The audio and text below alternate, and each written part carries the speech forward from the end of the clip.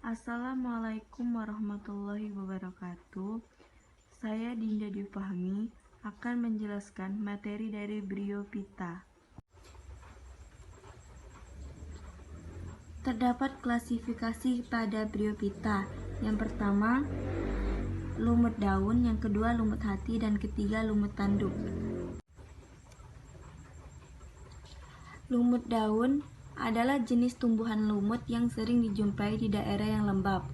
Pada umumnya, satu individu lumut daun menghasilkan jenis gamet yang berbeda sehingga dapat dibedakan mana individu jantan dan mana individu betina. Akan tetapi, ada juga tumbuhan lumut yang menghasilkan gamet jantan dan gamet betina dalam satu individu. Pada fase sporofit, tumbuhan lumut akan menghasilkan spora sebagai alat perkembangbiakan. Jika spora lumut sampai di lingkungan yang sesuai, spora lumut akan tumbuh menjadi protonema. Nah, protonema ini yang akhirnya tumbuh menjadi tumbuhan lumut baru.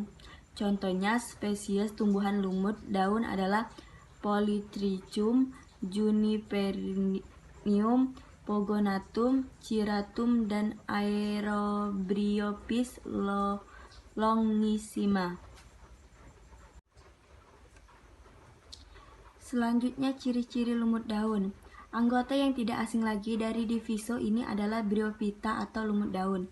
Bryophyta memiliki jumlah kurang lebih dari 10.000 spesies jenis lumut daun yang dibagi menjadi 3 ordo, yaitu Bryales, Sphagnales, dan Andreales. Nah, lumut daun lebih mudah dikenali karena sering dijumpai di tempat yang agak terbuka. Pada divisio Bryophyta, kita belum dapat membedakan antara daun, batang, dan akarnya. Akan tetapi, Bryophyta telah memiliki klorofil untuk proses fotosintesisnya sehingga digolongkan ke dalam Rhamnum plantae. Lumut daun atau moss merupakan tumbuhan lumut yang paling terkenal. Lumut hati. Tubuh lumut hati tersusun atas struktur tubuh yang berbentuk hati pipi yang disebut tulus yang tidak terdiferensiasi menjadi akar, batang maupun daun. Tumbuhan lumut mempunyai tubuh yang terbagi menjadi 2 lobus sehingga tampak seperti lobus pada hati.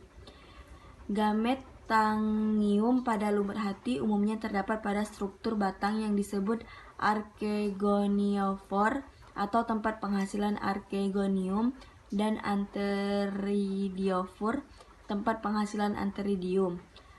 Lumut hati juga bisa melakukan perkembangbiakan aseksual dengan sel yang disebut gemma.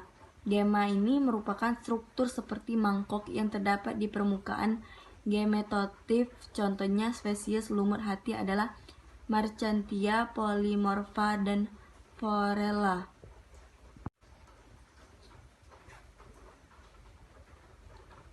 Selanjutnya, ciri-ciri struktur lumut hati. Lumut hati ini meliputi sekitar 8.000 jenis yang kebanyakan hidup di tempat lembab, seperti pada batang pohon, tanah, atau batu cadas. Nah, lumut hati ini membentuk massa berupa lembaran dengan tepi yang berbelah-belah, disebut talus, yang terbentuk seperti hati. Pada beberapa jenis talus ini membentuk daun sehingga lumut hati dapat dibedakan menjadi lumut hati bertalus dan lumut hati berdaun, sering disebut lumut sisik. Contohnya lumut hati bertalus yaitu Marchantia polymorpha, M. bertoriana, Ricciocharpus natans, R. forsti. Lumut hati berdaun misalnya Forella, contohnya seperti itu.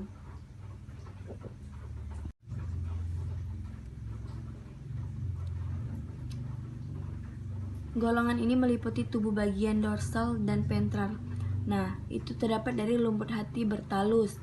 Pada posisi dorsal, pada jenis tertentu terdapat alur di tengah di mana pada bagian ujungnya terdapat penonjolan yang berfungsi sebagai gametangium pendukung gametangium.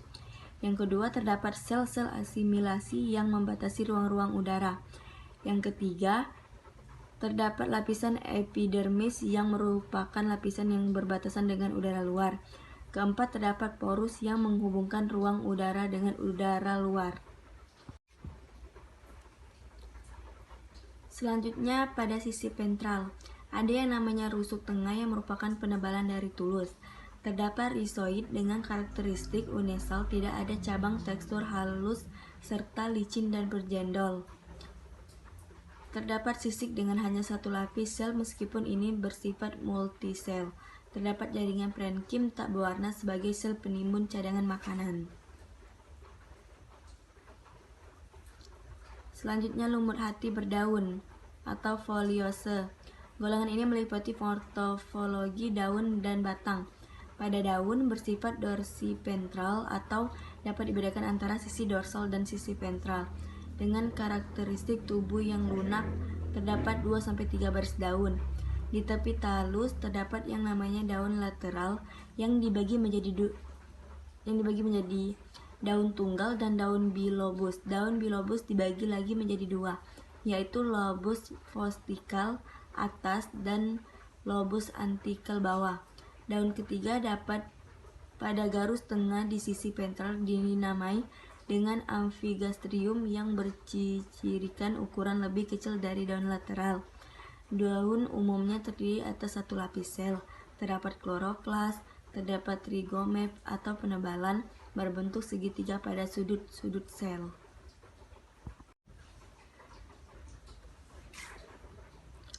Selanjutnya lumut tanduk.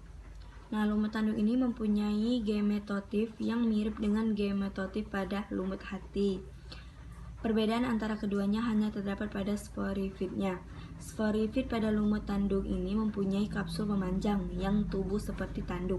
Ciri unik dari lumut tanduk ini ialah sporit akan terus tumbuh selama masa hidupnya gemetotif. Contoh dari lumut tanduk adalah Anthoceros natans. Contohnya seperti yang gambar di samping.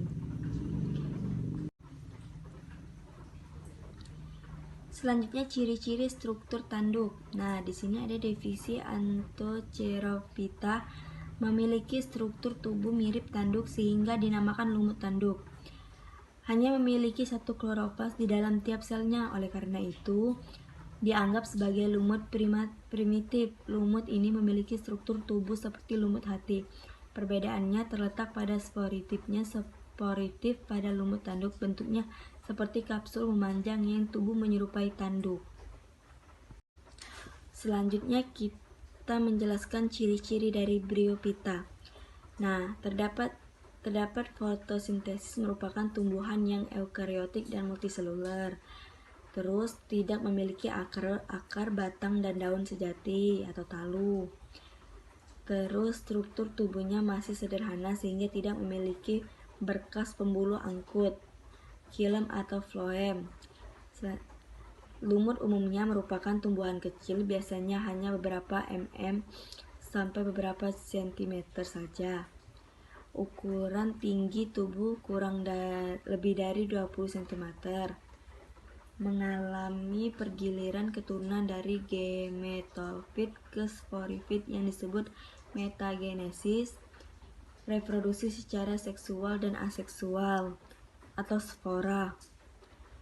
Habitatnya di berbagai tempat yang hidup pada daun-daun disebut sebagai epifit atau organisme yang hidup menempel pada tumbuhan lain. Jika pada hutan banyak pohon epifit, maka hutan demikian disebut hutan lumut. Tumbuhan lumut berwarna hijau karena mempunyai plastida yang menghasilkan klorofil A dan B sehingga lamut bersifat autotrof. Tumbuhan lumut merupakan bentuk peralihan antara tumbuhan bertalus atau talafita dengan tumbuhan berkormus, kormofita, karena tumbuhan lumut belum. Selanjutnya kita menjelaskan ciri-ciri dari bryophyta. Nah, terdapat fotosintesis merupakan tumbuhan yang eukariotik dan multiseluler. Terus tidak memiliki akar, batang, dan daun sejati atau talu. Terus struktur tubuhnya masih sederhana sehingga tidak memiliki berkas pembuluh angkut, xilem atau floem. Lumut umumnya merupakan tumbuhan kecil, biasanya hanya beberapa sampai beberapa sentimeter saja. Ukuran tinggi tubuh lebih dari 20 cm. Mengalami pergiliran keturunan dari gametofit ke sporifit yang disebut metagenesis, reproduksi secara seksual dan aseksual, atau spora. Habitatnya di berbagai tempat yang hidup pada daun-daun disebut sebagai epifit, atau organisme yang hidup menempel pada tumbuhan lain. Jika pada hutan banyak pohon epifit, maka hutan demikian disebut hutan lumut. Tumbuhan lumut berwarna hijau karena mempunyai plastida yang menghasilkan klorofil A dan B sehingga lamut bersifat autotrof. Tumbuhan lumut merupakan bentuk peralihan antara tumbuhan bertalus atau Thalaphyta dengan tumbuhan Cormophyta karena tumbuhan lumut belum memiliki akar sejati. Lumut melekat dengan perantaraan rizoid atau akar semu. Rizoid berbentuk seperti benang atau rambut untuk melekat pada tempat tumbuhnya yang menyerupai air dan garam-garam mineral. Dinding sel lumut terdiri dari selusa, spora lumut tumbuhan dan berkembang menjadi protonema atau filamen yang berwarna hijau. Kromosom tumbuhan lumut bersifat haploid. Batang dan daun tegak pada lumut memiliki susunan yang berbeda. Lapisan lumut yang tebal di permukaan batang dapat membantu menangkap dan menyimpan air serta menjaga kelembapan hutan. Selanjutnya, reproduksi tumbuhan lumut. Lumut mengalami pergiliran keturunan metagenesis. Dalam proses metagenesis ini, lumut mengalami dua fase kehidupan, yaitu fase gametofit atau haploid dan fase sporofit atau diploid. Lumut memiliki dua alat perkembangbiakan atau gametangium, yaitu archegonium sebagai sel gamet betina dan antheridium sebagai sel gamet jantan. Berikut adalah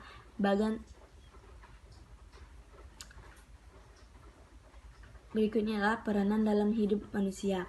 Tumbuhan lumut memiliki peran dalam ekosistem sebagai penyedia oksigen, penyimpan air karena sifat selnya yang menyerupai spons, dan sekian dari saya, penjelasan dari Bryophyta.